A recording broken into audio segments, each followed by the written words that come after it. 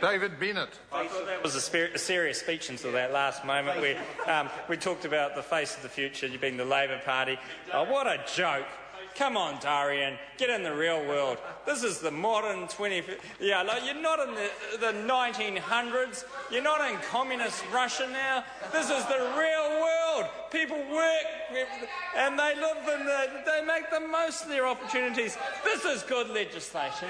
This is legislation that is there, that is flexible, that looks after workers and provides the right environment for employers to be able to provide opportunities. This is good legislation for employers, this is good legislation for employees, and this is good legislation for our country and our economy going forward. The Labor Party uses a whole lot of rhetoric. They try and scare people. They try and take advantage of people's emotions. They try and say things that aren't true. And they don't come up with any basis or reality to what they say. It was a load of rhetoric, that's all we heard. Did we hear what was the matter with the bill?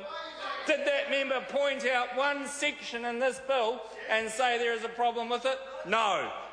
That member just spoke about rhetoric and what the Labor Party wants to portray. And they want to portray that we hate unions. That's what they said.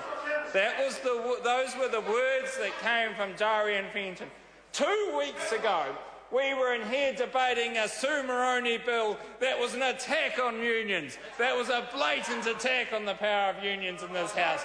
And I remember that bill. Sue Moroney brought to this House thinking that she was going to be the communist legaliser of redundancy payments, and then realised halfway through the debate that it actually hurts unions to do what she was wanting to do.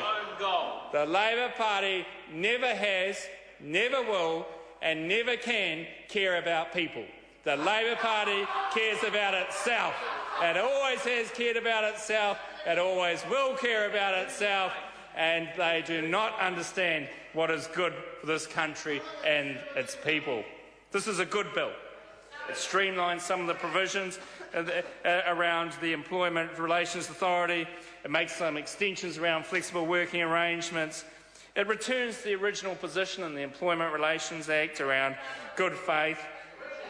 It helps employers and employer bargaining, and allows for some taking account of partial strike action, and removes the 30-day rule that enforces non-union members to take union terms and conditions. It does make some changes to Part 6A, and it works on having clarity for information that is required for affected workers in situations.